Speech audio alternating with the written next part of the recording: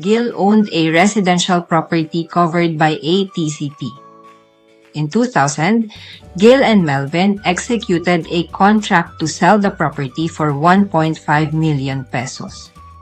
Melvin paid a 250,000 pesos down payment, with the balance payable in monthly installments.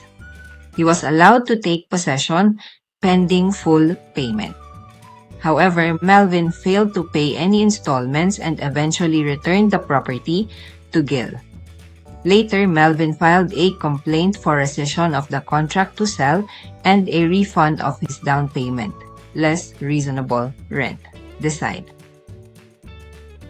Melvin's complaint for rescission should be dismissed. In the Guzman versus Pauces Santos, the Supreme Court held that rescission is not available when the buyer fails to pay the purchase price in a contract to sell. Full payment is a positive suspensive condition, and its non-fulfillment simply prevents the seller's obligation to convey title from arising.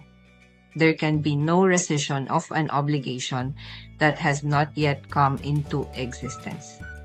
Here, Melvin's failure to pay the full purchase price merely prevented Gil's obligation to convey the title from arising.